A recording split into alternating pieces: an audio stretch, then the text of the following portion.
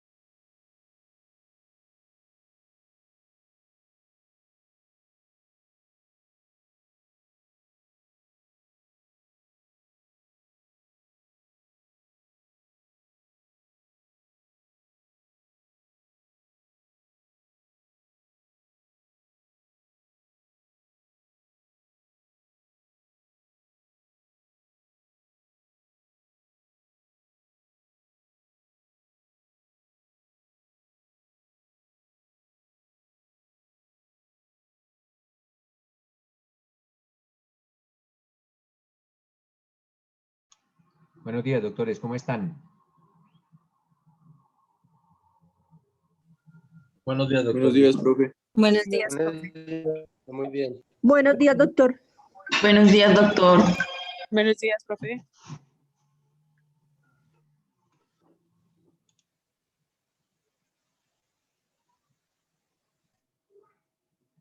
Bueno, para mañana les recuerdo tener leída esa sentencia sobre el polígrafo, que vamos a hacer un taller sobre ella. ¿Qué vamos a ver el día de hoy, mis doctores?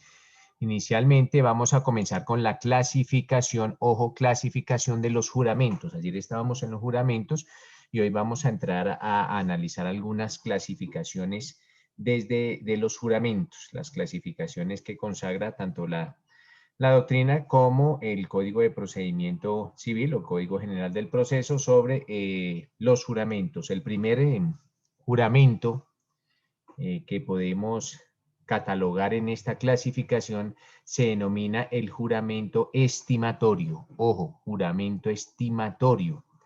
¿Y en qué consiste básicamente un juramento estimatorio, mis doctores? En esa cuantificación o en ese, digamos, avalúo en dinero o pecuniario que realiza un demandante cuando no tiene prueba para demostrar esos perjuicios, pero sí los estima, los hace como un avalúo.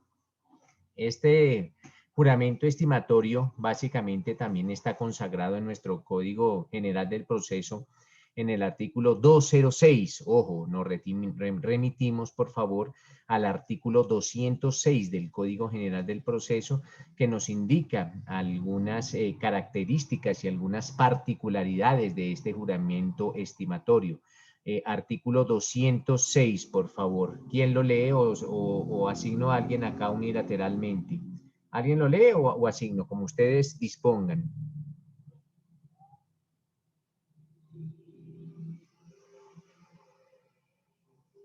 Bueno, entonces, por favor, Brian Marín. Sí, señor. Artículo 206, por favor, Artículo Brian. 206, juramento estimatorio. Quien pretende el reconocimiento de una indemnización compensatoria o el pago de frutos o mejoras deberá estimarlo razonablemente bajo juramento en la demanda o la petición correspondiente. Discriminando cada uno de sus conceptos, dicho juramento hará prueba de su monto mientras su cuantía no sea objeto por la parte contraria dentro del traslado respectivo. Solo se considerará la objeción que especifique razonablemente la inexactitud que se le atribuya a la estimación.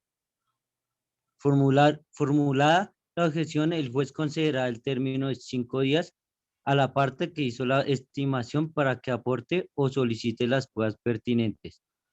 Aun cuando no se presente objeción de parte, si el juez advierte que la estimación es notoriamente injusta, ilegal o sospechosa, que haya fraude, corrupción o cualquier otra situación similar, deberá decretar de oficio las pruebas que considera necesarios para tasar el valor pretendiente. Si la cantidad estimada excediera en el 50% a la que resulta aprobada, se condenará a quien hizo el juramento estimatorio a pagar el Consejo Superior de la Judicatura, Dirección Ejecutiva de Administración Judicial o quien haga a sus veces una suma equivalente del 10% de la diferencia entre la cantidad estimada y la aprobada. El juez no podrá reconocer suma superior a la indicada en el juramento estimatorio, salvo los perjuicios que se causen con posterioridad a la pretensión de la demanda o cuando la parte contraria lo objete. Serán ineficaces de pleno derecho todas las excepciones que pretenda desvirtuar o dejar sin efecto las condiciones de suma máxima pretendida en relación con la suma indicada en el juramento. El juramento estimatorio no aplicará a la cuantificación de los daños extrapatrimoniales, tampoco procederá cuando quien reclame la indemnización, compensación o frutos o mejoras sea un incapaz. Listo, gracias. Parágrafo. No, ya nomás, Listo. dejémoslo ahí. Entonces, básicamente, mis doctores, existen dos clases de juramento. El juramento que rinde el testigo cuando va a rendir la declaración pues también lo que se conoce como el juramento puro y simple, y esta otra clase de juramento, el juramento estimatorio. Entonces esas son las dos grandes clasificaciones de los juramentos. Con este tema, mis doctores, de los juramentos queda agotado ese primer medio de prueba que se denomina el testimonio. Ahora, doctores, vamos a pasar al segundo medio de prueba en este módulo que se denomina la Profe. inspección judicial. Sí, cuénteme. Profe, qué pena. Doctor, qué pena molestarlo. ¿Será que Cuénteme, puedes Marta. volver a repetir lo que dijiste, que habían dos clases de juramento? Claro, el juramento que rinde, el juramento puro y simple, Marta, que es el que rinde el testigo cuando va a rendir una declaración, y el juramento estimatorio. Esas son las dos grandes subdivisiones de los juramentos, Marta. Gracias, doctor. Vale, perfecto. ¿Quién me va a hacer alguna otra pregunta? Yo, profe, era para promediar los que, es que no alcancé a escuchar eso. Es No un lo entiendo. avalúo que hace que hace la Claro, parte para el promediar. juramento estimatorio es como esa cuantificación, o sea, o hace el avalúo que hace la parte de los posibles daños y perjuicios que se pueden llegar a ocasionar. Entonces, como no hay prueba, todavía no hay prueba, pues él los estima en una suma correspondiente. ¿Listo, Antonio? Por eso se llama estimatorio. Él los estima cuantificados en determinado monto, pero todavía no hay prueba. Listo, profe. Vale, perfecto. Ese es el juramento estimatorio. Ahora vamos a pasar al segundo medio de prueba, doctores, que se denomina la inspección judicial. Básicamente, mis doctores, ¿en qué consiste la inspección judicial? Es un examen que hace el juez, en la mayoría de ocasiones acompañado por un empleado del juzgado, ese examen que hace de unos hechos que son, están siendo debatidos en el proceso, que son materia en el proceso. Otra definición, es una diligencia judicial o es una diligencia procesal practicada por el juez. ¿Y qué fin tiene o cuál es el objeto de esa diligencia judicial? Pues que el juez obtenga argumentos para que se convenza, para que se forme una convicción mediante el examen, la observación por los propios sentidos del juez de unos hechos que presuntamente están ocurriendo o han ocurrido. Entonces, esa es la diligencia. En esa diligencia, pues, se pueden llegar a obtener rastros o se pueden llegar a obtener huellas de hechos pasados. O también se presenta una figura de la inspección judicial que se denomina la reconstrucción de los hechos. Entonces, básicamente, el juez es el que mediante una diligencia realiza un examen. ¿Con el objeto de qué? Con el objeto de hacerse a medios de convencimiento para que tenga una percepción de unos hechos que ya ocurrieron o que están ocurriendo. Este medio de prueba se aplica indistintamente en el derecho civil o en el derecho penal. En las dos normatividades tiene aceptación. Entonces podemos hablar de inspección judicial en materia civil y de inspección judicial en materia penal. En materia penal nos remitimos, por favor, al artículo 436. Ojo, 436. Para tal fin le concedo el uso de la palabra a Carol Guerrero. Ojo, Carol, 436 del Código de Procedimiento Penal. Dame un momento, profe, ya lo busco. Vale, Carol.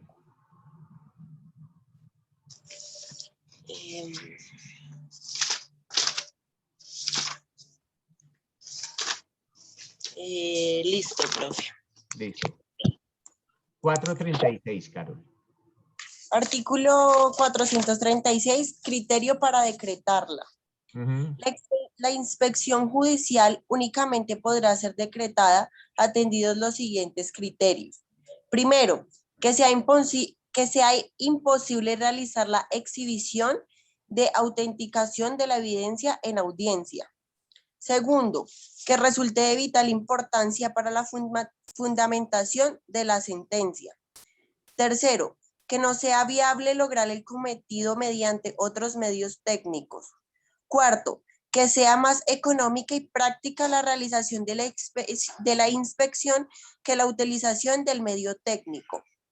Quinto, que las condiciones del lugar a inspeccionar no hayan variado de manera significativa. Sexto, que no se pongan en grave riesgo la seguridad de los intervinientes durante la práctica de la prueba.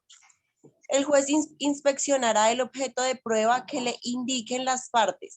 Si éstas solicitan el concurso de testigos y peritos, permitirá que declaren o rindan dictamen de acuerdo con las reglas previstas en este código. Vale, gracias. ¿Qué características tiene, mis doctores, la inspección judicial? Pues básicamente podemos indicar que una inspección judicial es una prueba personal. Ojo, es una prueba personal. ¿Por qué? Porque la va a realizar el funcionario judicial, la va a realizar el juez. Todo lo que se observe por parte del juez, todo lo que el juez perciba por medio de sus sentidos, tendrá que quedar elevado o tendrá que quedar plasmado en un acta. Entonces, siempre que se realiza una inspección judicial, se levanta un acta. Asimismo, podemos decir que es una prueba directa. ¿Por qué? Porque el juez es el que aprehende directamente todo lo que percibe por medio de sus sentidos. No tiene intermediarios, es el juez el que tiene directo contacto con la prueba. Y algunos doctrinantes indican que en algunos casos se puede llegar a presentar como una prueba crítica. ¿Por qué? Porque es facultativa o es oficiosa del juez. Entonces pueden algunos doctrinantes llegar a ustedes encontrar que hablan de prueba crítica. ¿Qué elementos tiene esta prueba de inspección judicial? El primer elemento se denomina el elemento subjetivo. Ojo, elemento subjetivo de la inspección judicial. Cuando hablamos de elemento subjetivo, estamos hablando básicamente de quién realiza esta inspección judicial. Entonces, es directamente el juez el que debe realizar la inspección judicial. No puede el juez comisionar de estas inspecciones judiciales a otros funcionarios. No puede comisionar a empleados de su juzgado. Ese es el elemento subjetivo. Otra de los elementos de una inspección judicial se denomina el elemento objetivo. Pues básicamente, cuando hablamos de elemento objetivo, pues estos son los hechos que el juez va a reconocer. Esos son los hechos los que va a percibir por medio de sus sentidos. Entonces, el elemento subjetivo es el juez y el elemento subjetivo son precisamente esos hechos que el juez va a adquirir o esos hechos que el juez va a tener contacto y que los va a percibir por medio de sus sentidos. Entonces, del elemento objetivo podríamos decir que eventualmente pueden ser huellas, pueden ser rastros, pueden ser residuos. ¿Qué es lo que el juez básicamente va a inspeccionar? Ese es el elemento objetivo. Y el elemento subjetivo hace relación a quién va a practicar la prueba de inspección judicial. En este caso es el juez. El Código General del Proceso, ya leímos la normatividad aplicable a la inspección judicial en el Código de Procedimiento Penal Ley 906 de 2004. El Código General del Proceso también nos indica o nos habla sobre esta prueba en su artículo 236, ojo, artículo 236 del Código General del Proceso. Ana Serna, ¿lo leemos, por favor?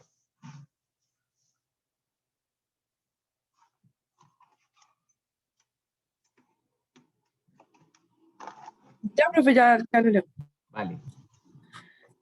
Artículo 236.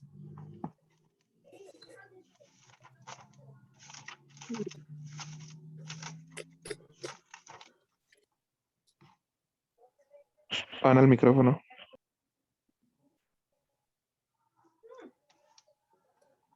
Yo no sé si será cierto o será cuando se años casi se le daba. 236, Ana, del Código General del Proceso. Ya, profe, lo que pasa es que lo estoy buscando. ¿Quería lanzar? ¿Huevito?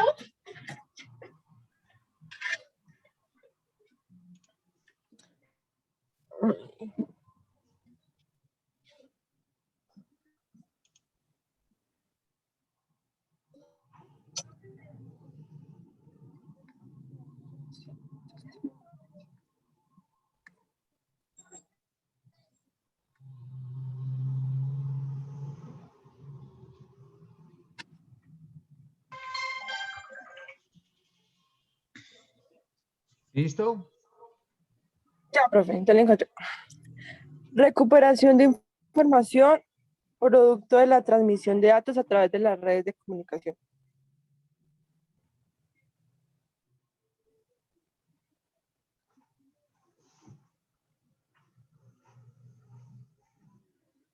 Bueno, alguien que me coloque, Cuando el fiscal tenga motivo No, pero es razonable. que, a ver, Señor, Ana, estoy diciendo es Código General del Proceso, Ana. ese es de... Eso yo busqué procedimiento penal. Sí, no, es Código General del Proceso. Ya hablamos del Código de Procedimiento Penal, ahora es Código General del Proceso. Profe, ¿gusta que le Colabore, ayude? Ana. Profe, si quiere le colaboro. A ver, doña Marta, por favor, doña Marta. Ya, profe, ya lo encontré. Procedencia de la inspección. Para la bueno. verificación o el esclaramiento de hechos, materia del proceso podrá ordenarse de oficio o a petición de parte. El examen de personas, lugares, cosas o documentos. Salvo disposiciones en contrario, solo se ordenará la inspección cuando sea imposible verificar los hechos por medio de videograbación, fotografías u otros documentos, o mediante dictamen pericial, o por cualquier otro medio de prueba. Cuando existan en el proceso una inspección judicial practicada dentro de él o como pruebas procesal con audiencia de todas las partes, no podrá decretarse otra nueva sobre los mismos puntos, a menos que el juez la considere necesaria para aclararlos. El juez podrá negarse o decretar la inspección si considera que es innecesaria en virtud de otras pruebas que existen en el proceso o que para la verificación de los hechos es suficiente el dictamen de peritos, caso en el cual otorgará a la parte interesada el término para presentarlo. Contra estas decisiones del juez no procede recurso.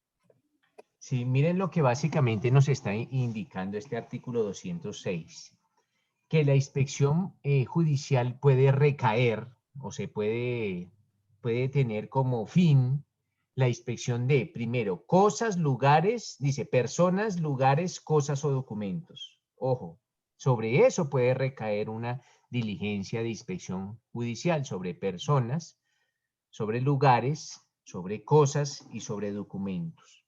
Pues básicamente, cuando hablan el Código General del Proceso, cuando nos habla de personas, ojo, cuando nos habla de personas, pues básicamente está haciendo alusión a que se pueden realizar o se pueden practicar alguna clase de exámenes, llámese radiológicos o exámenes de sangre o exámenes bacteriológicos o de cualquier naturaleza, siempre y cuando lógicamente se respete la dignidad humana, la dignidad de esa persona que está siendo objeto de la diligencia de inspección judicial. Cuando el Código General del Proceso nos habla de lugares, pues básicamente está indicando que el juez tiene la posibilidad de explorar sin ninguna clase de límite o sin ninguna limitación algún lugar, algún sitio objeto de verificación. Cuando nos habla de cosas, pues son objetos materiales muebles, básicamente, que ustedes conocen como objetos materiales muebles, esos son cosas.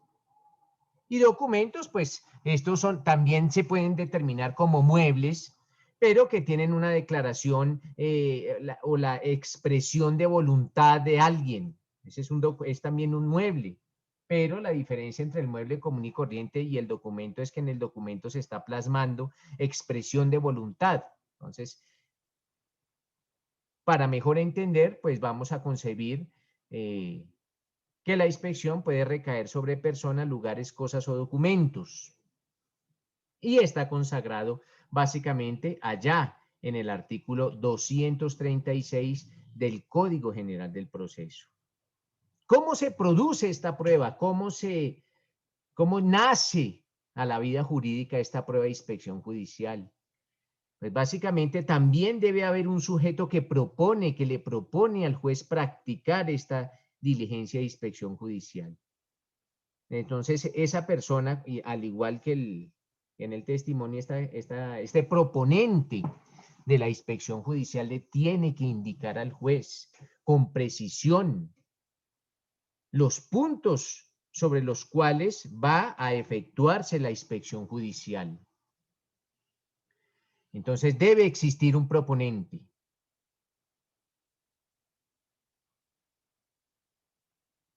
Se debe indicar en qué mueble, en caso tal que sea un mueble, en qué mueble exactamente desea la parte que se practique esa inspección judicial.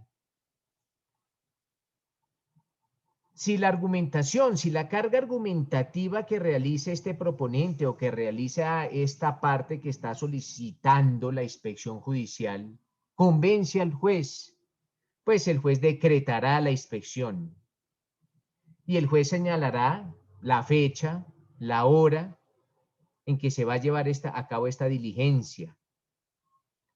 Si se necesita eventualmente que concurran otras personas, pues así lo indicará en su orden.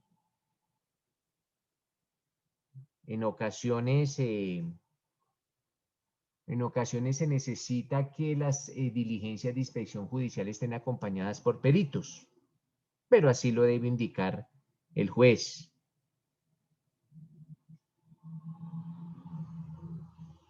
En su ejercicio profesional, mis doctores van a aprender que en ciertos procesos civiles es indispensable la práctica de este medio de prueba. Es casi que indispensable. Así les va a pasar en el proceso, en el que yo recuerde, en los procesos de pertenencia. En los procesos de pertenencia es casi indispensable la práctica de una inspección judicial. ¿Por qué? Porque el juez necesita individualizar ese bien, necesita tener contacto con ese bien. También necesita tener conocimiento de propia mano de los actos que ustedes, los civilistas, indican como actos de señor y dueño o actos de señorío sobre ese bien. También lo necesita el juez obtener de primera mano.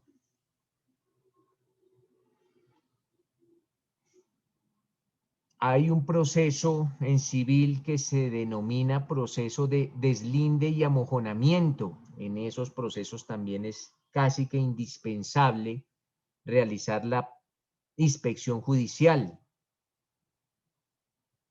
Van, digamos, a colocar límites en las fincas. Ese es el proceso básicamente de deslinde y amojonamiento. Que yo recuerde esos, pero ya en su ejercicio profesional se darán cuenta que en muchos procesos casi que es indispensable la práctica de esta inspección judicial.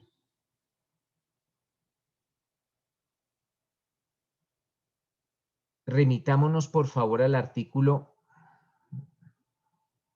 No, pero es que este no nos sirve porque es del Código General del Proceso. El 236. 236, por favor, del Código General del Proceso. 236. A ver qué nos indica ese artículo 236 del Código General del Proceso sobre la práctica de la inspección judicial.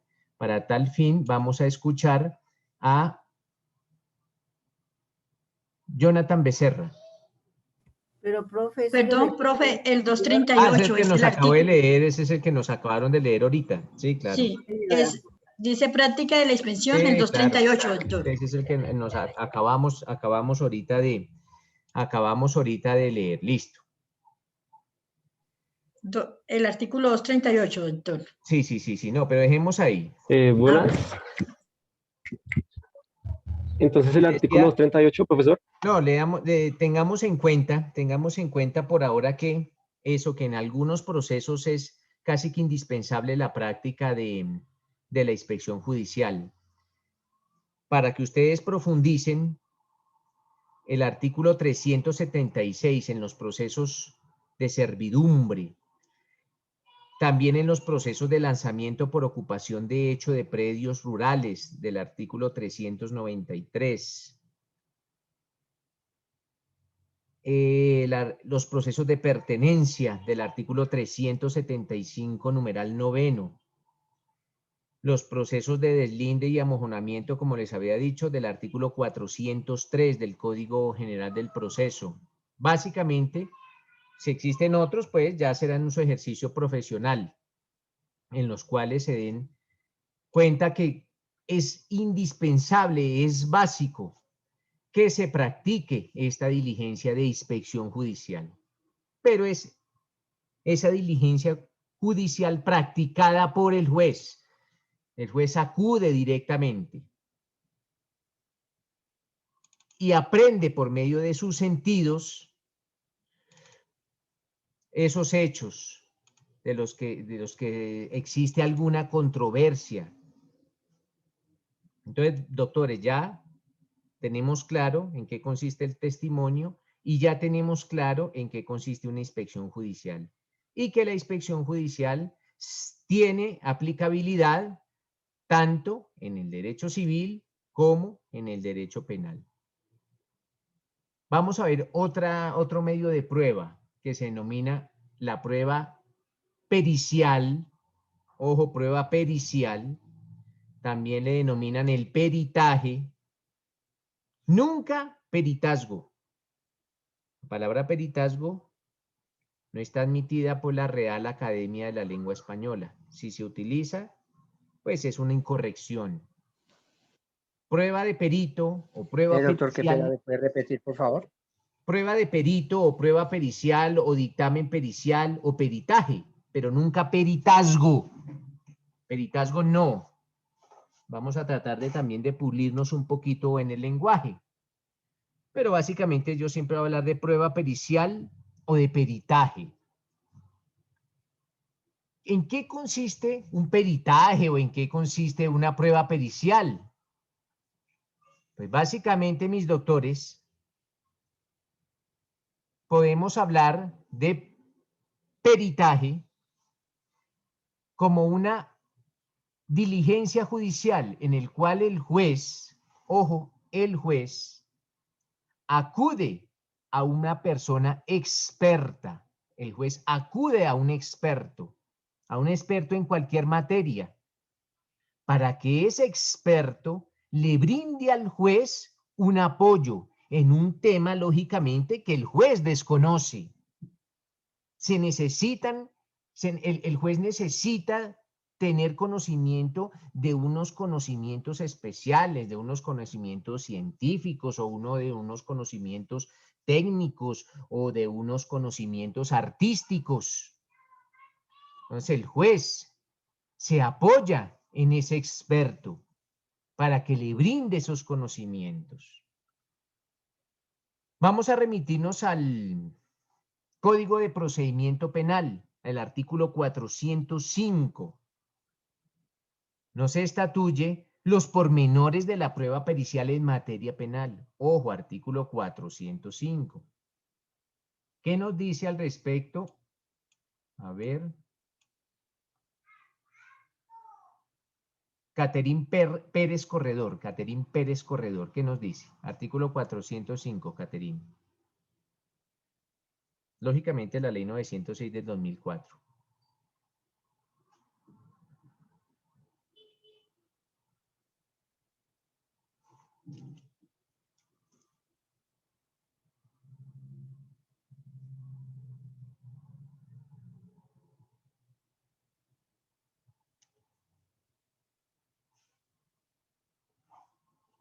¿Qué nos dice Mónica Briñez? Aquí estoy, profe. Cuéntame, Mónica. Bueno, 405, perdón, procedencia. La prueba pericial es procedente cuando sea necesario efectuar valoraciones que requieran conocimientos científicos, técnicos, artísticos o especializados. Al perito le serán aplicables en lo que corresponda las reglas del testimonio. Vale, perfecto. ¿Qué elementos tiene una pericia? Una pericia o un dictamen pericial. ¿Qué elementos tiene? Básicamente, al igual que en la inspección judicial, pues tiene un elemento subjetivo.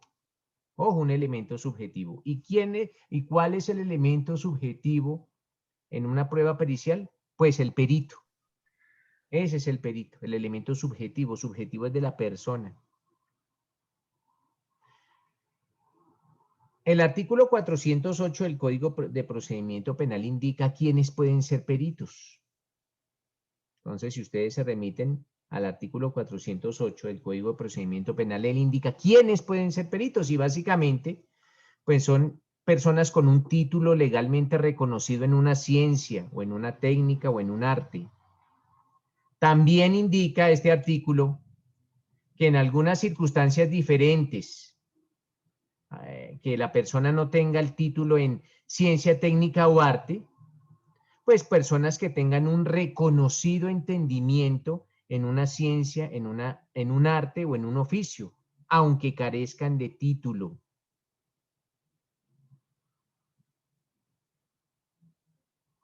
Sobre quiénes no pueden ser peritos, ojo, quiénes o qué personas no pueden ser peritos, pues básicamente no pueden ser peritos los menores de 18 años.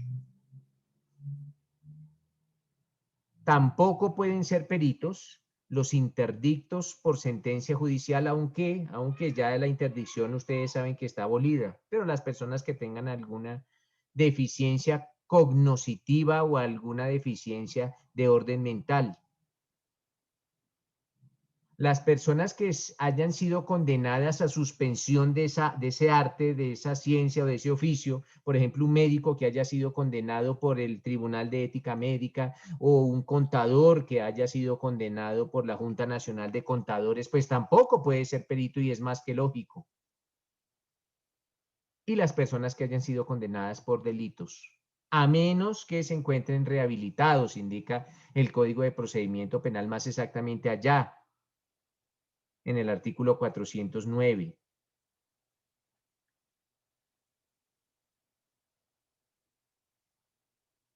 Entonces, básicamente, mis doctores, ese es el elemento subjetivo del peritaje.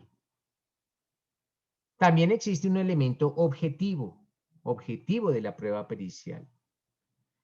Y el elemento objetivo de la prueba pericial, pues básicamente hace referencia a los hechos o a los aspectos sobre los cuales se está practicando la prueba pericial. Entonces, el perito va a analizar o va a estudiar algunos hechos o algunos aspectos. Ese es el elemento objetivo.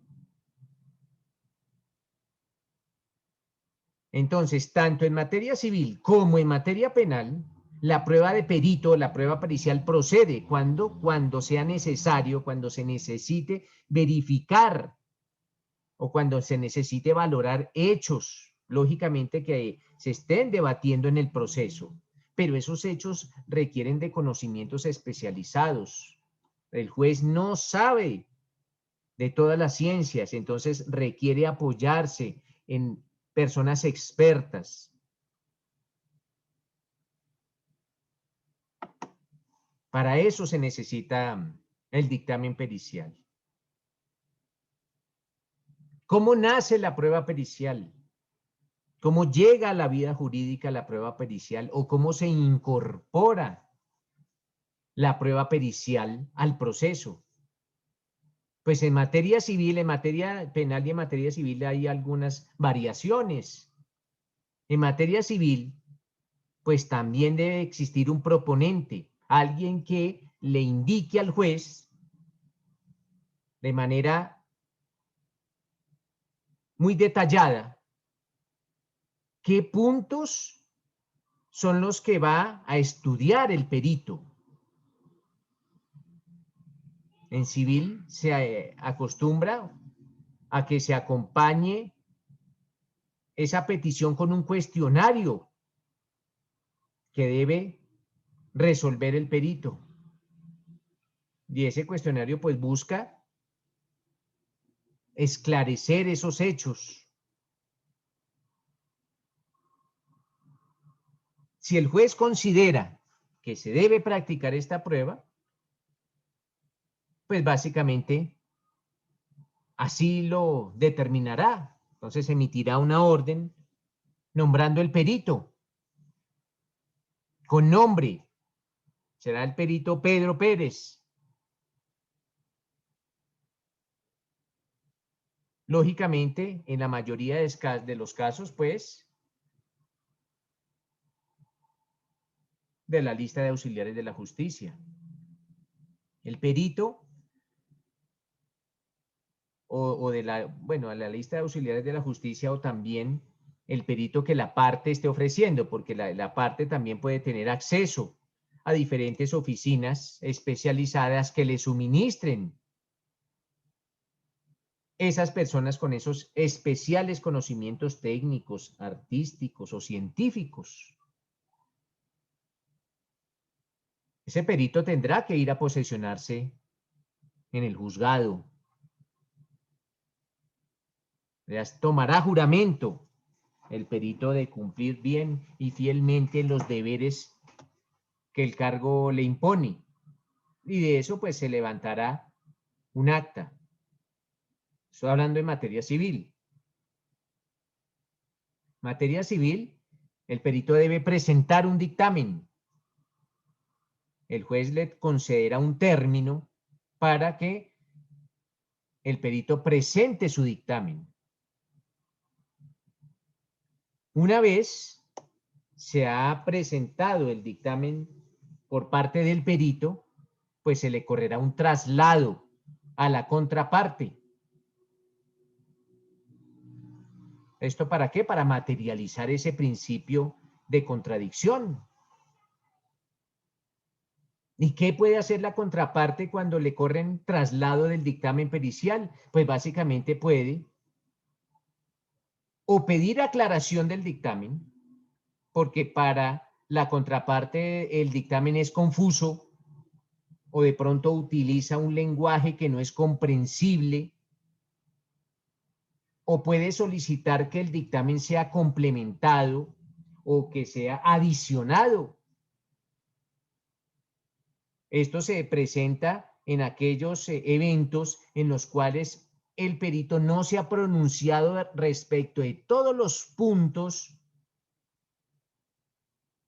que el juez ordenó que fueran materia de análisis. Entonces el perito no analizó todos los puntos, entonces se le solicita que lo complemente o se le solicita que lo adicione. O la contraparte también puede objetar el peritaje por error. De pronto el perito se equivocó, cometió un error, el peritaje quedó mal hecho, entonces lo podrá objetar por un error grave. Básicamente estos son como las 3 conductas que puede llegar a utilizar la contraparte en materia civil con relación al peritaje cuando se le corre traslado del mismo. Entonces, adicionarlo, complementarlo, objetarlo por error grave. Básicamente podemos hablar de esas conductas que puede desplegar la contraparte: aclararlo, complementarlo, adicionarlo u objetarlo. Depende de cómo, del hierro que vea en el peritaje. Esto es en materia civil. En materia penal, las pruebas, ya sean testimoniales o las pruebas periciales, o de inspección judicial, se piden en una audiencia que se denomina la audiencia preparatoria. En esa audiencia preparatoria, los sujetos procesales le solicitan las pruebas al juez. Es en la audiencia preparatoria. Esa es la etapa en las cuales se realiza la petición probatoria. ¿Cuál? La audiencia preparatoria.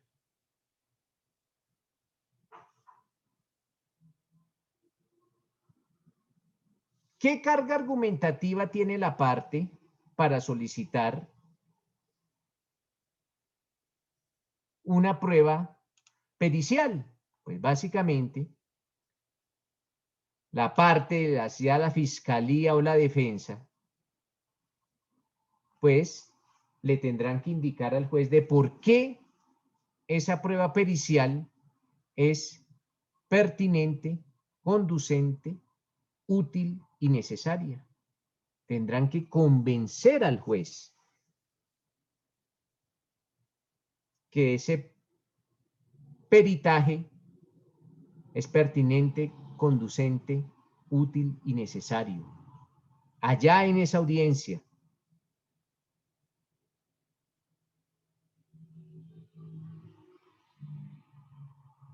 Si tiene cabida la petición, ya sea de la defensa o de la fiscalía,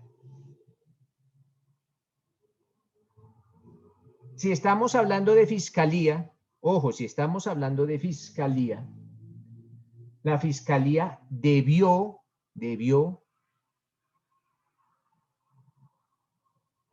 haber descubierto el dictamen pericial en la audiencia de acusación o en su defecto 5 días antes de su práctica. ¿A dónde voy? En materia penal, doctores, cuando se practica el juicio oral, el día en que se va a practicar el juicio oral, ese día ya las partes deben de conocer las pruebas que tiene su contraparte. No pueden haber pruebas sorpresas o pruebas ocultas, no. Tanto la defensa como la fiscalía, cuando llegan al juicio, ya saben con qué pruebas cuenta la contraparte, ya las tienen. Entonces ya saben con qué armas van a jugar ellos y con qué armas va a jugar la contraparte en lo que atañe a pruebas. Ya sabe con qué pruebas cuenta la contraparte.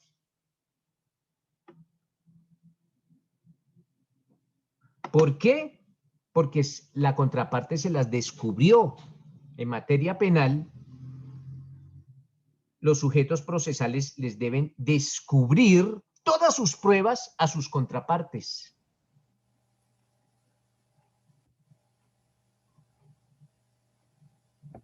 En la primera audiencia de juicio oral, que se denomina audiencia de acusación, quien descubre, básicamente, es el fiscal y el representante de víctimas. Entonces, en esa primera audiencia de juicio oral, el juicio oral en materia penal tiene 3 audiencias. En la primera, el fiscal le descubre, le entrega, le suministra todas las pruebas a la defensa. Si la representación de víctimas cuenta con pruebas, también es en esta audiencia en donde se efectúa el descubrimiento por parte de la representación de víctimas. Esto es, en esta audiencia también la representación de víctimas le entrega todas las pruebas a la defensa.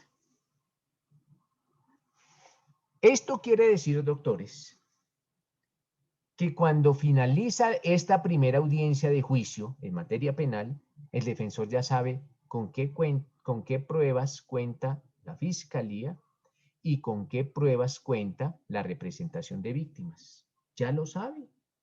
El defensor ya lo sabe. Esto es bueno. Esto es bueno, ¿por qué? Porque cuando ustedes sean defensores, Los defensores no hacen milagros, así los clientes quieran que uno como defensor haga milagros. No. Ustedes ya saben con qué pruebas cuenta su contraparte. Ustedes como defensores ya saben con qué pruebas cuenta la fiscalía. Ustedes le dicen a su cliente, mire, mi estimado cliente, con estas pruebas nos van a atacar. Suminístreme los medios o suminístreme pruebas que sean tan igual de contundentes o más contundentes que las que nos está entregando la fiscalía. El cliente también sabrá que lo van a atacar con unas pruebas. La defensa tendrá que llevar al juicio pruebas igual de fuertes o aún más fuertes. Si eventualmente el cliente dice que no tiene pruebas para rebatir las pruebas que ya tiene, porque se las entregó la fiscalía, se las descubrió la fiscalía, pues se buscará otra salida de ese caso. Y no acudir a un juicio oral para que destrocen al procesado, no, porque no hay pruebas, no tengo cómo pelear. Entonces se buscará una solución alternativa para terminar ese proceso, pero no el juicio. ¿Qué nos dice Yasmín? Doctor, qué pena con su merced, es que yo tengo una pregunta, Claro, pero la tengo respecto a materia civil. No sé si se la pueda formular. Claro, claro que sí. Bueno, su merced decía pues que en este caso las partes solicitan la prueba de peritaje porque hay en controversia un hecho. Entonces le traigo de pronto a colación. Y es un hecho, Yasmín, que requiere conocimientos científicos, técnicos o artísticos. Correcto, señor. Entonces le traigo a colación las sucesiones, que es casi siempre donde se practican estas pruebas de peritaje en cuanto a los bienes, muebles e inmuebles que van a entrar a la masa sucesoral. El avalúo. Sí, correcto. Entonces la mayoría pues lo hace lo que usted dice, es una persona con conocimientos científicos y que pueda presentarlos ante el juez. Entonces mi pregunta era la siguiente. Fue un caso. Espérame, tengo la duda. En un proceso sucesoral en que se necesita alguien que avalúe los bienes, ¿es un conocimiento científico? ¿Él es un científico? No, él no es científico, pero sí tiene el conocimiento técnico o la capacidad bueno, entonces, ojo, se necesitan conocimientos técnicos, científicos no, porque pues un evaluador no es un científico, pero sí es un técnico. Entonces, sí. Se necesita básicamente un evaluador. Correcto. Entonces, mi pregunta iba a lo siguiente. Se presentan por las dos partes, ellos tienen la oportunidad de presentar este peritaje. Por X o Y motivo, a la juez, como usted dice, no le convenció el peritaje allegado. Pero las dos partes, ¿cada una presentó uno? Uno distinto. O sea, hay dos peritajes. Dos peritajes sobre un bien. Exacto. Pongamos el ejemplo. A la juez, de cierto modo, no le pareció que le llena de pronto esa prueba para ella dictar. ¿Pero cuál? ¿Ninguna de las dos la convenció? Ninguna de las dos la convenció. Tanto así que decidió sacar, no solo rechazar los peritajes, sino sacar el objeto de peritaje de la masa sucesoral. Entonces, digamos, me presentaron dos peritajes sobre un carro. No me convencieron, entonces, por ende, la juez decidió sacar el vehículo de la masa sucesoral. ¿Esto se puede hacer, doctor? ¿Y cómo se puede incluir nuevamente? Bueno, la pregunta es, Yasmín, si la juez saca ese vehículo de la masa sucesoral, ¿cómo vuelve a entrar? Correcto, porque esa es la pregunta. Con relación a ese bien, se tiene que dividir, se tiene que repartir ese bien. Entonces, si la juez lo saca, la pregunta es, ¿y para dónde lo saca? Si no lo puede sacar para ninguna parte, porque si lo saca, entonces ¿en poder de quién queda? Si la jueza lo sacara o si el juez lo sacara, casi que sería casi que sería obligar a las partes a iniciar una nueva sucesión por ese único bien que la jueza lo sacó. Entonces, si es un bien de un carro, por ejemplo, ¿cómo vamos a iniciar un proceso sucesoral por un carro? Si con los costos que ello implica, o sea, con los costos que implica adelantar un proceso sucesoral por un carro.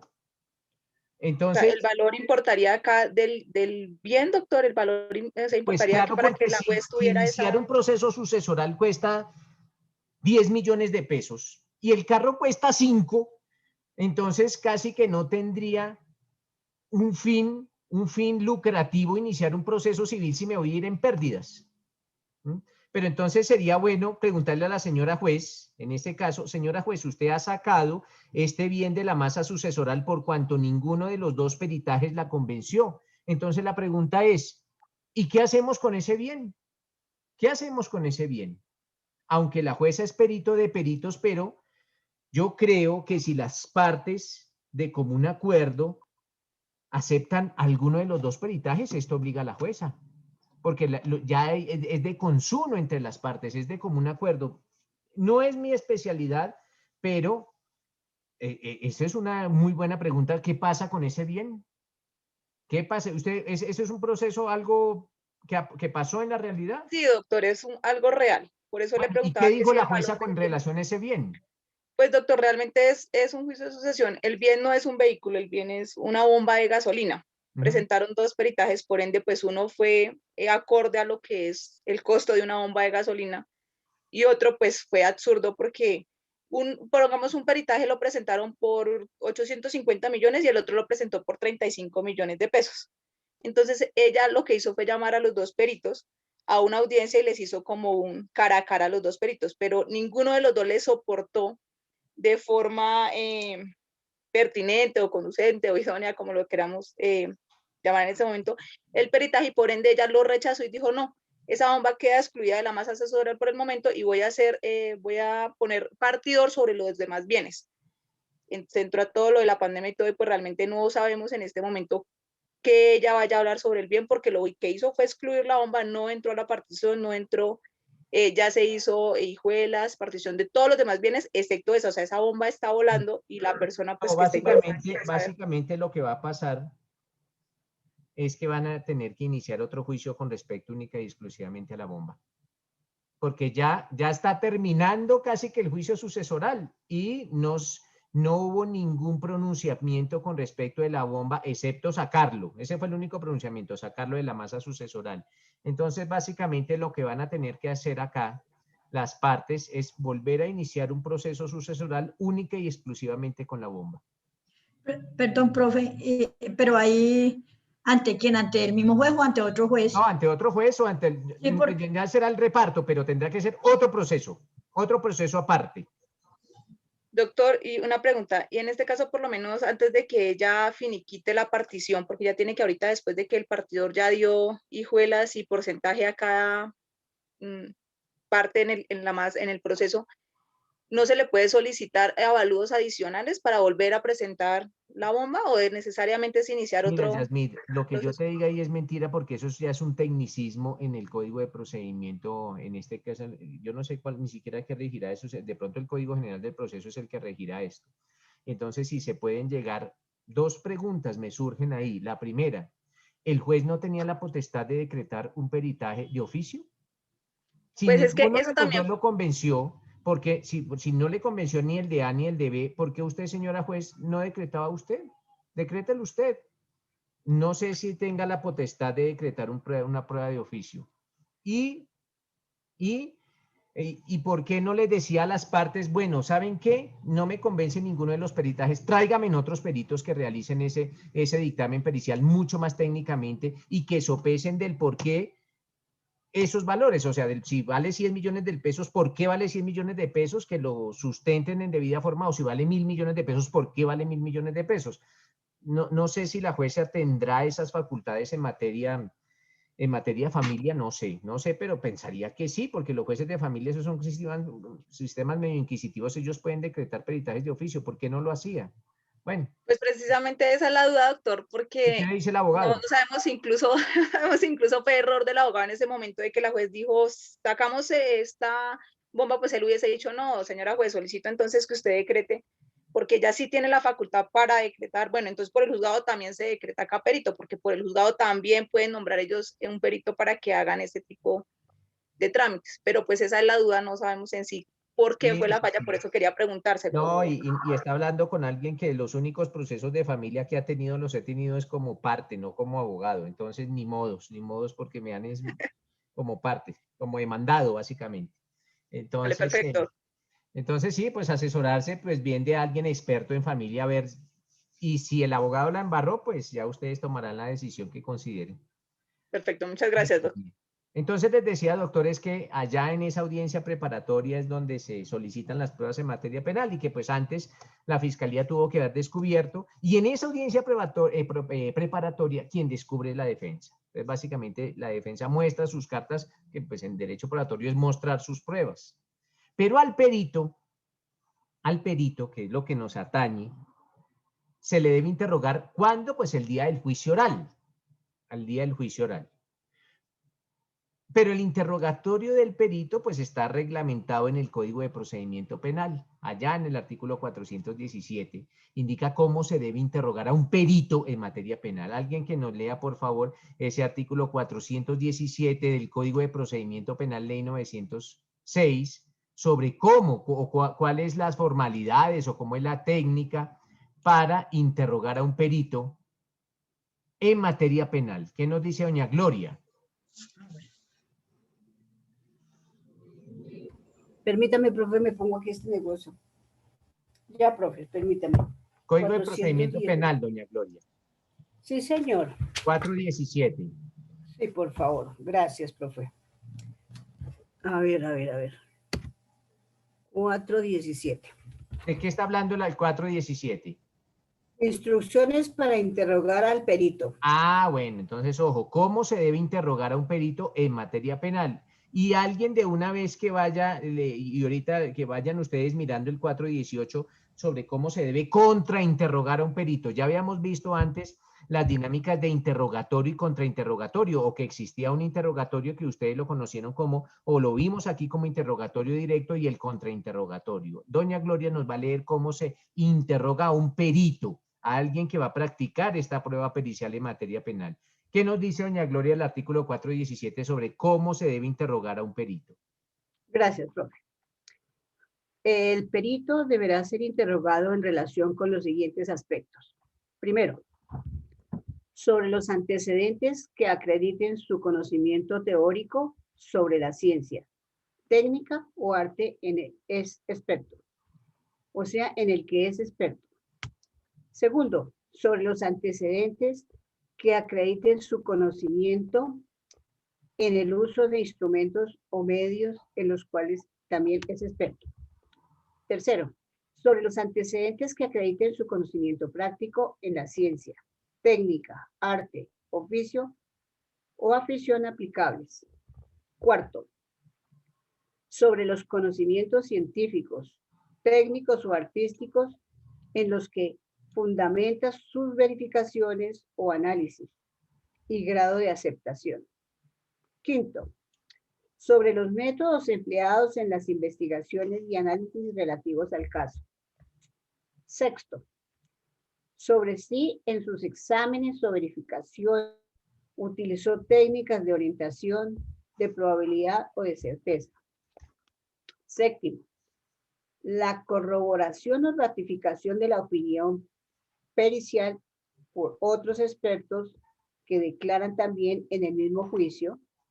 Y octavo, sobre temas similares a los anteriores, el perito responderá de forma clara y precisa las preguntas que le formulen las partes. El perito tiene, en todo caso, el derecho de consultar documentos, notas escritas, publicaciones, con la finalidad de fundamentar y aclarar su respuesta. Esos son los... Listo. Hasta ahí llega el artículo. Entonces, doctor. básicamente, el Código de Procedimiento Penal nos indica qué le podemos preguntar al perito o qué se le debe preguntar al perito. Pero cuando ustedes son la contraparte, entonces la contraparte trae el perito, lo interroga y ustedes son la contraparte, ustedes van a contrainterrogar. Pues también se indica cómo se debe contrainterrogar al perito en el 418. Natalie Colmenares, léanos por favor el 418. Ya, profe, ya lo uso.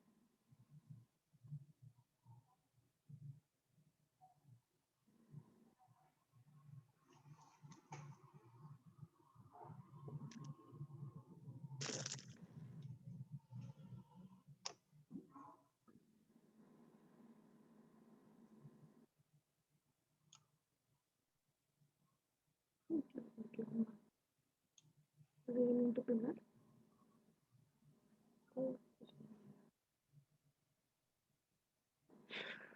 El contrainterrogatorio del perito se cumplirá observando las siguientes Ojo, ojo. instrucciones.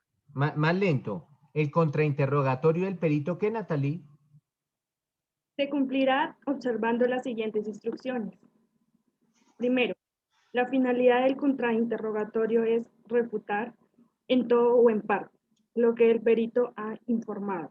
Segundo, el contrainterrogatorio se podrá utilizar cualquier argumento sustentado en principios, técnicas o métodos o recursos acreditados en divulgaciones técnico-físicas calificadas, referentes a la materia de controversia. Básicamente, gracias, Natalie. Lo que no lee Natalie es cómo se debe contrainterrogar a un perito en materia penal. Ahora, tanto en materia civil como en materia penal, doctores, vamos a consagrar qué requisitos se deben cumplir para que un dictamen pericial exista. O sea, requisitos para la existencia del dictamen pericial, para que este dictamen pericial nazca a la vida jurídica. El primero de los requisitos, doctores, para la existencia de un dictamen pericial es que ese dictamen haga parte en el proceso, que esté allá en el proceso, que se haya incorporado debidamente al proceso.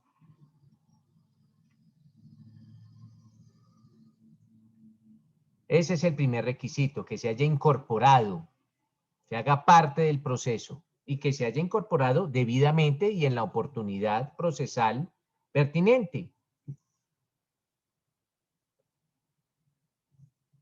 Segundo requisito, el dictamen pericial no puede ser espontáneo. Esto es, que la prueba de peritaje siempre tiene que tener como requisito previo que un juez lo haya ordenado.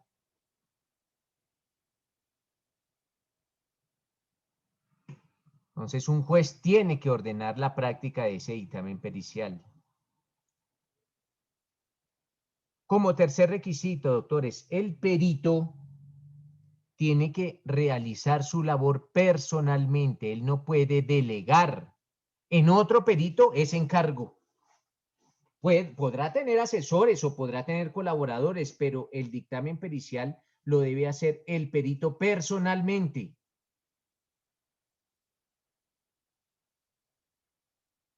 La otra semana vamos a ver una figura que se denomina el perito homólogo, porque nos asalta la duda, ¿qué pasa si el perito rinde su dictamen, pero el día del juicio en materia penal el perito muere? Murió antes del juicio, no el día del juicio, murió antes del juicio. Entonces el perito practicó su dictamen, pero días antes del juicio murió el perito. Entonces, ¿cómo podré o cómo podrá la parte incorporar ese dictamen pericial si el perito no está? Entonces, para ese fin existe una figura que se denomina el perito homólogo, pero lo vamos a ver la otra semana, cuando entremos en pruebas en materia penal. Otro de los requisitos, doctores, que se necesitan para la existencia del dictamen pericial es que verse sobre hechos. Ojo, que verse sobre hechos, no sobre cuestiones de derecho. El juez no puede traer al proceso un perito experto en derecho porque se sobreentiende que el experto en derecho es él, es el juez. Entonces sería ilógico que un juez trayera un experto en derecho. No, el experto en derecho es el juez. Entonces tendrá que ser sobre hechos, no sobre cuestiones de derecho. Sobre cuestiones de derecho no es procedente.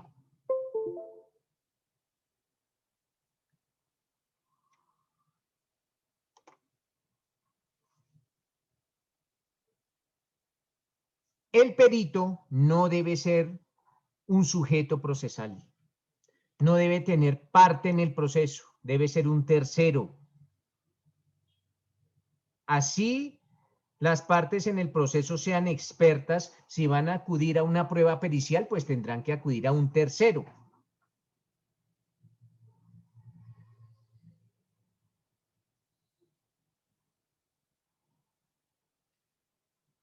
Y por último, debe contener conceptos personales del perito, no conceptos de unos terceros, no, lo que cree y lo que piensa y lo que establece ese perito.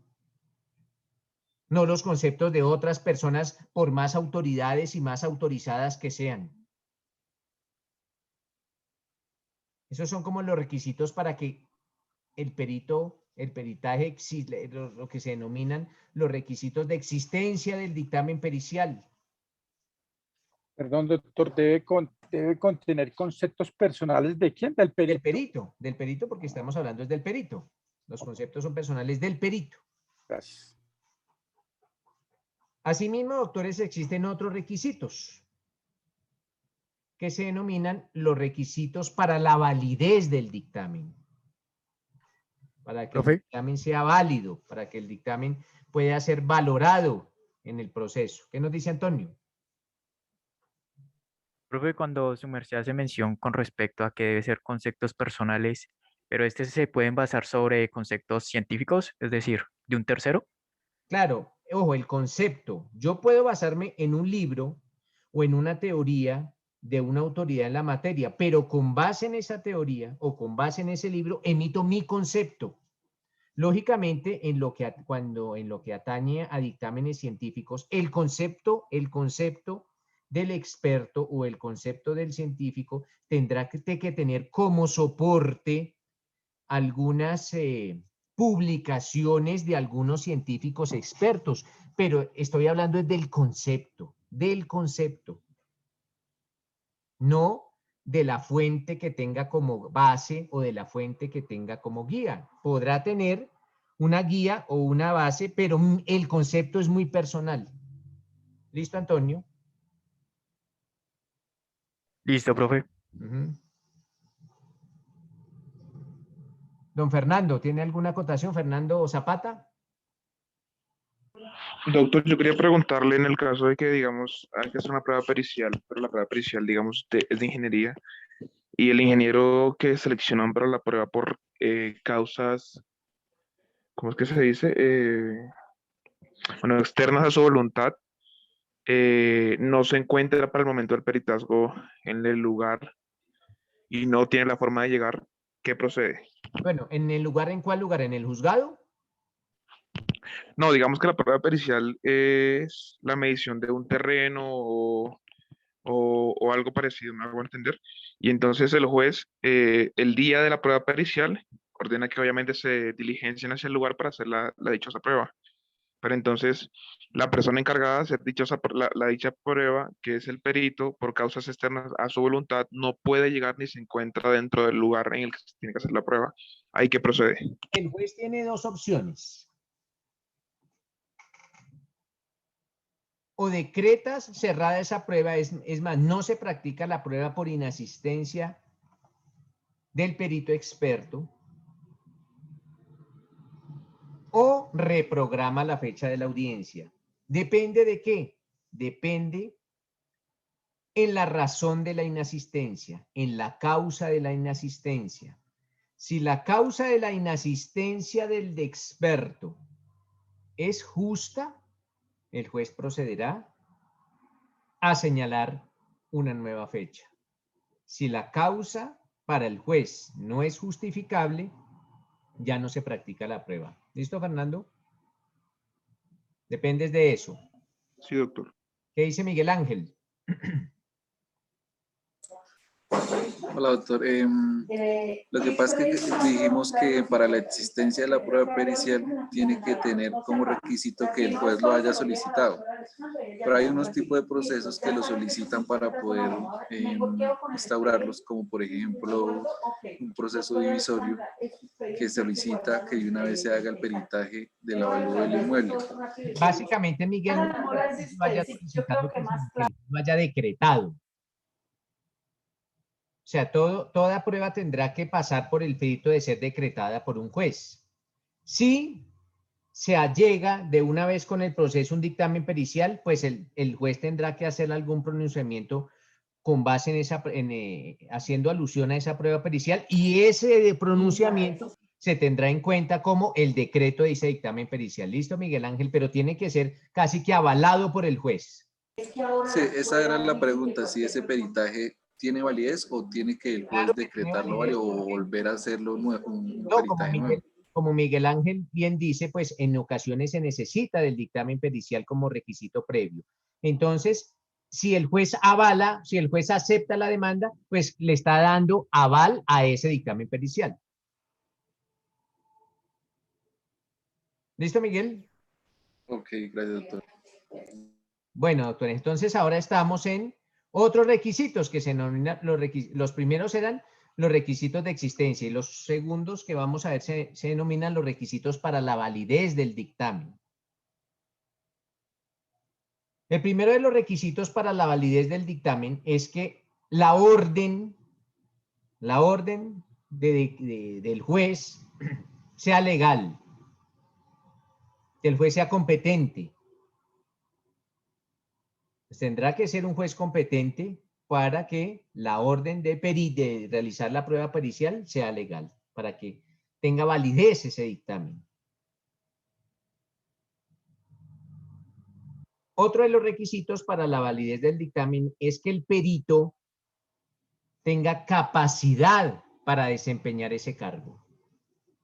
Entonces hace alusión a la capacidad del perito.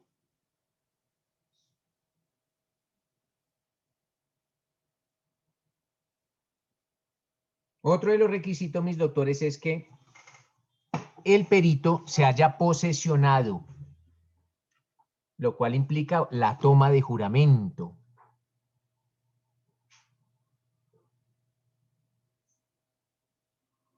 Otro de los requisitos, doctores, para la validez del dictamen es que en el momento en que se presente ese dictamen,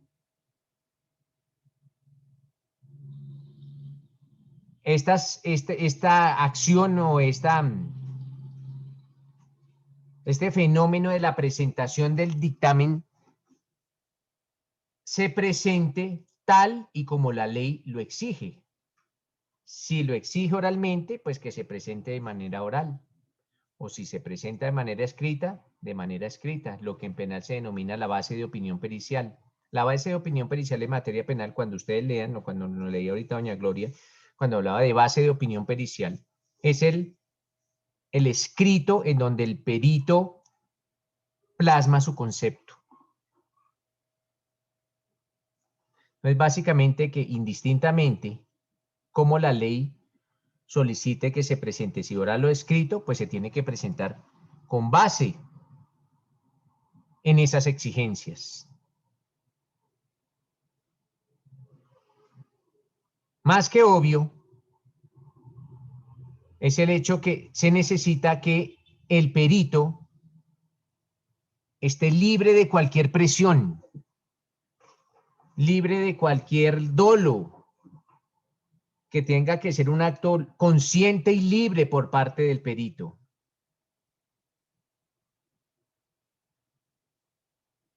Que no exista prohibición legal de practicar esa clase de pruebas, porque o si no, si existe alguna prohibición legal de practicar esa clase de prueba pericial, pues sería una prueba completamente inconducente.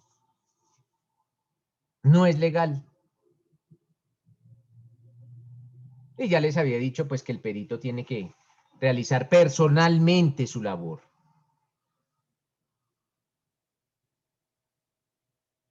Esos podríamos indicar como requisitos para la validez del dictamen. Y algunos requisitos para la eficacia del dictamen. Podríamos indicar que no exista un motivo serio que afecte la imparcialidad o que afecte la sinceridad del perito.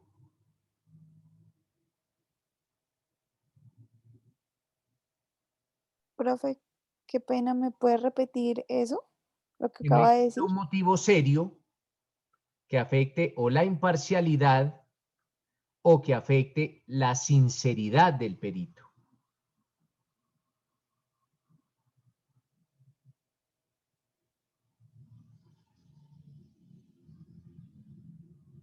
Que no se haya probado una objeción por error grave. A mí me asaltan muchas dudas con relación a lo que nos preguntaba ahorita la compañera, lo de la bomba.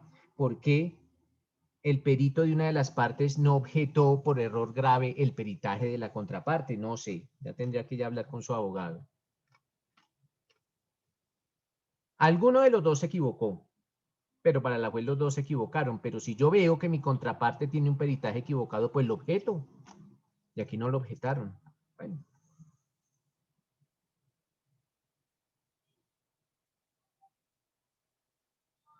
El peritaje tiene que estar debidamente fundamentado. Esto es, un perito no se puede limitar a emitir un concepto, no. Tiene que explicar las razones que lo llevaron a emitir esa conclusión. Si emitió alguna conclusión el perito, tiene que decir cuáles fueron las razones que lo llevaron precisamente a emitir esa conclusión. Debe estar fundamentado. No debe limitarse única y exclusivamente a la conclusión, no. Pero en lo que atañe a las conclusiones, las conclusiones del dictamen deben de ser claras. No se deben presentar para dudas.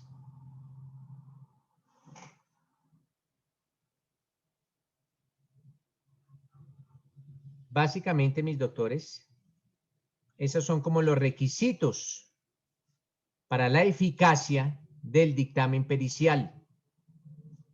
Entonces se denominan requisitos para la eficacia del dictamen pericial.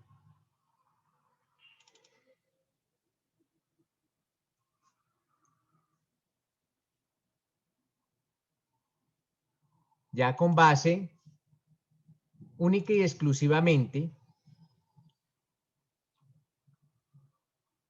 en el caso que tengan, en ese caso que tengan allá puntual.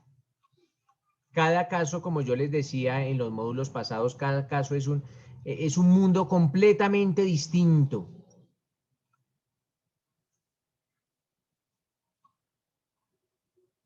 Y pues por tal motivo ustedes tendrán que obrar de una forma u otra cuando tengan ante sí un dictamen pericial.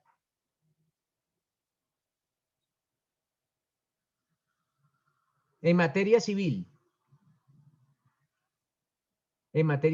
la oportunidad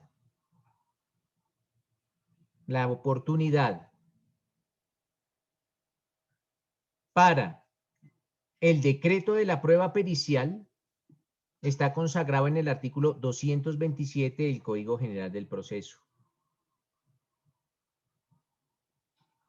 La oportunidad de contradecir los dictámenes periciales es el artículo que le sigue, el 228.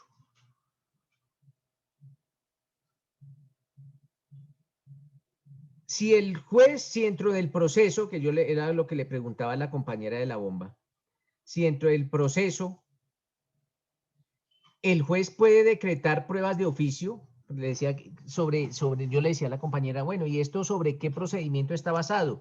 Si está basado en el Código General del Proceso, el juez sí lo puede hacer, porque leamos un momentico el artículo 230, por favor. Alguien, venga, yo le pregunto a alguien que lea Ana Serna, ¿dónde está Ana Serna?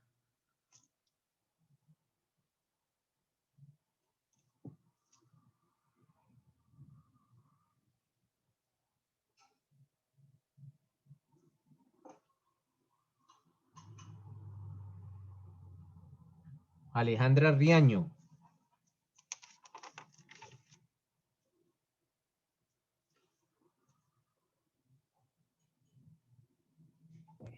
Hola, Doc, aquí sí, señor. Bueno, entonces, Alejandra. Alejandra, el artículo 230 del Código General del Proceso nos habla Listo, sí, señor. que el juez puede decretar dictámenes periciales de oficio. Leámoslo, por favor.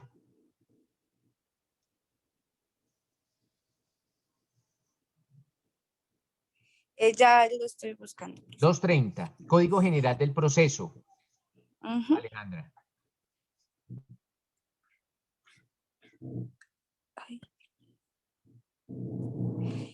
Dictamen decretado de oficio. Ah, bueno. Cuando el juez decrete de oficio, determinará el cuestionario que el perito debe absolver. Fijará término para que rinda el dictamen y señalará provisionalmente los honorarios y gastos que deberán ser consignados a órdenes del juez dentro de los 3 días siguientes. Si no se hiciere la consignación, el juez podrá ordenar al perito que rinda el dictamen si lo estima indispensable.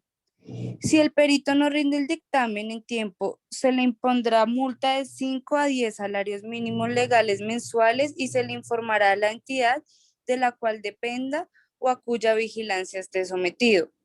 Con el dictamen pericial, el perito deberá acompañar los soportes de los gastos en el que incurrió para la elaboración del dictamen. Las sumas no acreditadas deberá reembolsarlas a órdenes del juzgado. Listo, Alejandra, gracias. Entonces, recapitulando, doctores, en lo que atañe a la prueba pericial. Un dictamen pericial procede cuando se necesitan verificar hechos, y lógicamente hechos que interesan al proceso. Pero el juez necesita unos especiales conocimientos que pueden ser científicos, pueden ser técnicos, pueden ser artísticos. Entonces, se apoya en el perito para que el perito le ayude al proceso, básicamente, a resolver estos hechos que necesitan de esos conocimientos muy especializados. El dictamen pericial se tiene que aportar en la debida oportunidad. En materia civil, allá lo dice el 227. En ocasiones, el juez concede un término, pero para el perito le resulta ese término muy corto. ¿Por qué? Porque en vista de la complejidad del estudio que debe hacer, pues va a necesitar más tiempo. En ese caso, pues quien está interesado en ese dictamen pericial, pues se lo anuncia al juez. Y el juez pues concederá eventualmente una prórroga para que el perito pues se tome un tiempo adicional para realizar el peritaje en debida forma. Todos los peritajes se le debe correr traslado a la contraparte. ¿Para qué? Para que la contraparte tenga la facultad o se materialice el derecho de contradecir el peritaje.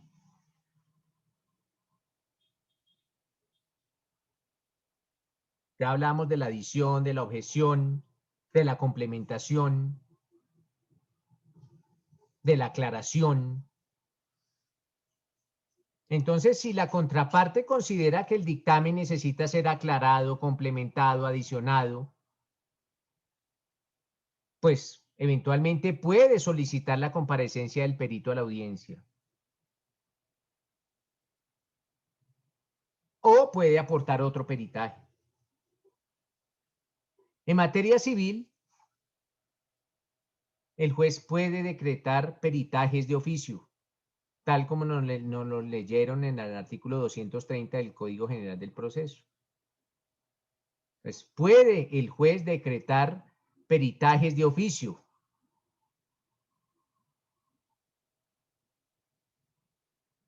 Cuando se vaya a practicar ese dictamen pericial, este se debe efectuar con el debido rigor y con la debida forma.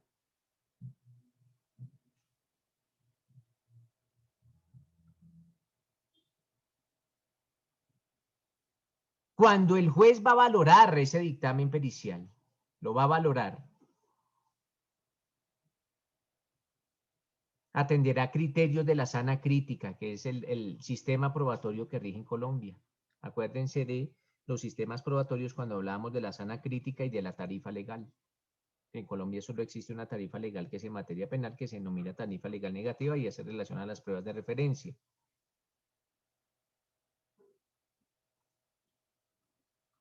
Esto es en materia civil, que en donde dice cómo el juez debe valorar el peritaje. Y básicamente lo indica en el artículo 232. Ya dice cómo el juez valora ese dictamen.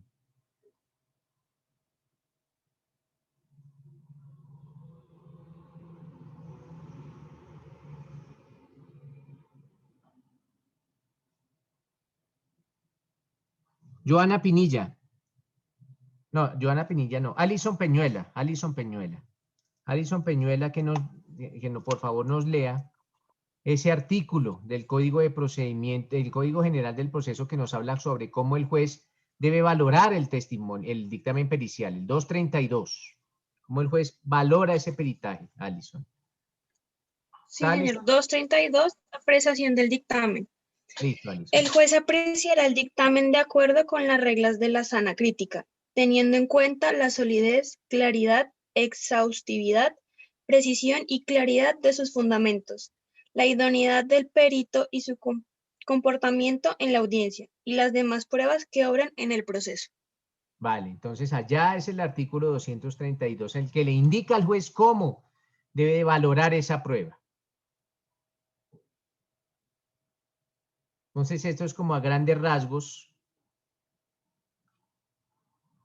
lo que consagra la prueba pericial, lo que está consagrada en torno a la prueba pericial en el Código General del Proceso. También en materia civil y retrotrayéndonos a la prueba de inspección. La prueba de inspección, haciendo como un recorderis, está consagrada en el artículo 236 del Código General del Proceso. Y básicamente es cuando el juez realiza personalmente una verificación respecto de unos lugares, respecto de unas cosas o respecto de unos documentos, pero el juez realiza personalmente esa verificación. Y ya hablábamos de qué consiste personas, lugares, cosas o documentos. Ya lo hablábamos.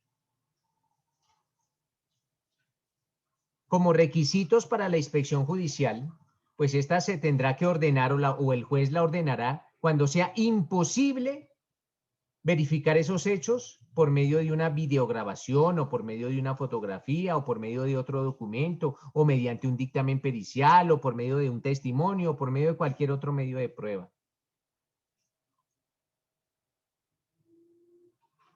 En ese caso procederá la inspección judicial.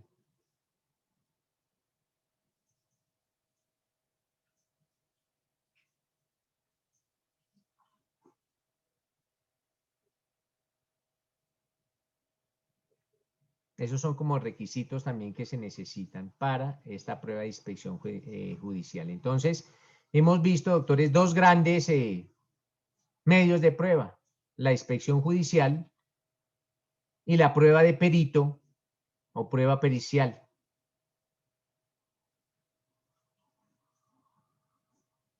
Nos vamos a entrar ahora en otro medio de prueba que se denomina la prueba documental. Ojo, prueba documental.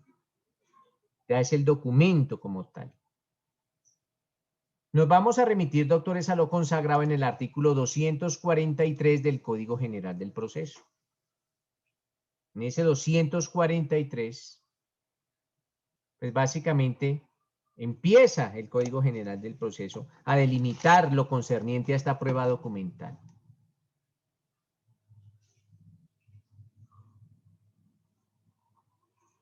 Brigitte Garzón, leamos ese artículo, por favor, para que tengamos claro qué consagra el Código General del Proceso sobre la prueba documental. Distintas clases de documentos. Son documentos los escritos impresos, planos, dibujos, cuadros, mensajes de datos, fotografías, cintas cinematográficas, discos, grabaciones, magnetografías, videograbaciones, radiografías, talones, contraseñas, cupones, etiquetas, sellos y en general todo objeto mueble que tenga carácter representativo o declarativo y las inscripciones en lápidas, monumentos, edificios o similares. Vale, entonces, nos leen. No. Bueno, sigue. Los documentos son públicos o privados. Documentos públicos es el otorgado por el funcionario público en ejercicio de sus funciones o con su intervención. Asimismo, es público el documento otorgado por un particular en ejercicio de funciones públicas o con su intervención cuando consiste en un escrito autorizado o suscrito por el respectivo funcionario. Es instrumento público cuando es autorizado por el notario o quien haga sus veces y ha sido incorporado en el respectivo protocolo, se denomina escritura pública. Listo, Brigitte, gracias. Básicamente nos indica el Código General del Proceso algunas clases de documentos y cuando la ley consagra que un documento es público y que un documento es privado. Van a averiguar, doctores. Ah, bueno, pues, ¿qué no leía Brigitte? No leía, pues, que un documento público es un documento que otorga un funcionario público en ejercicio de sus funciones. Entonces, allá hay un funcionario público y en virtud en ejercicio de sus funciones, pues, profiere un documento o se emana un documento. Lo otorga. El funcionario público interviene en la creación de ese documento.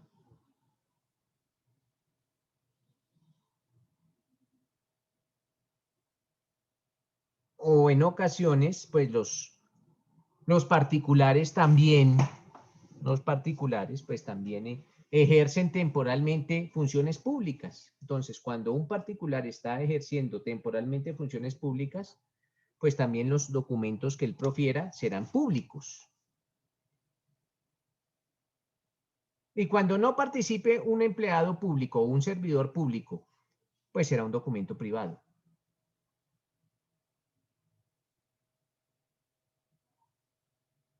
Como tarea para el lunes, me van a averiguar cuándo, ojo, cuándo un documento privado se convierte en público.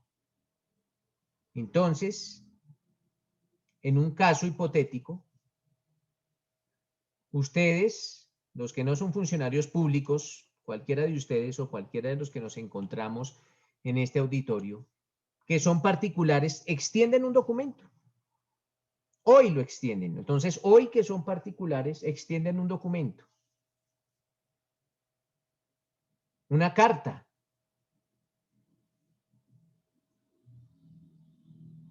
Un pagaré.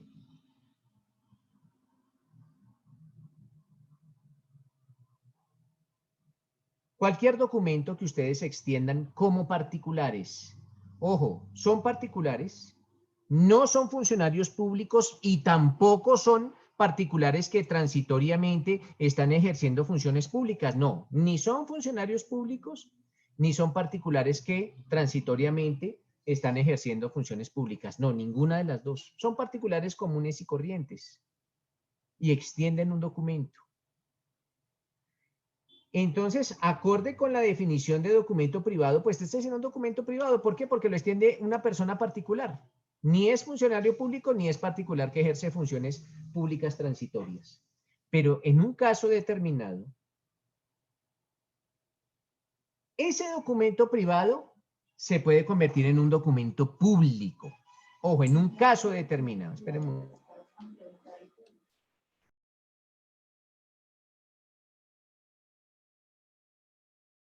Entonces, en un caso determinado, un documento privado se puede transformar en un documento público. ¿Qué nos dice Miguel Ángel? ¿Tiene alguna acotación? Doctor, cuando se protocoliza el documento, ¿Cómo así se le va a escritura pública. Se hace ante un notario, usted le va a escritura pública, entonces pasaría a ser un documento público. No, porque en el funcionario público, el documento público, la escritura, en la escritura participa un notario, porque el notario firma. Si el notario firma, pues ya está participando. Tuvo intervención un funcionario público. Entonces, la escritura pública es un documento público. ¿Por qué? Porque si bien es cierto, participaron unos particulares, pero también tuvo participación un empleado público, un servidor público, porque él firmó la escritura. Entonces, en el momento en que firma la escritura, inmediatamente tiene participación el notario. Y si tiene participación el notario, pues ya es un documento público. Porque participó. La escritura pública es un documento público por excelencia. ¿Por qué? Porque participa el notario. Participa el notario. Indistintamente que se protocolice o no. Entonces, esa es una jurisprudencia que es bueno que la tengan en cuenta. Cuando un documento privado se transforma en un documento público. Y el lunes también vamos a entrar a explicar cada una de las diferenciaciones y cada una de las múltiples formas en que se pueden presentar los documentos. ¿Les parece, doctores? Por ahora tengamos leída la sentencia del polígrafo para mañana, que vamos a hacer un tallercito. ¿Les parece? Sí, señor. Señor. Entonces, muchas gracias por su asistencia y nos vemos el día de mañana. Bueno, Feliz día, doctor. Hasta luego. Gracias, Doc, hasta luego. doctor, gracias. Gracias, doctor, muy amable.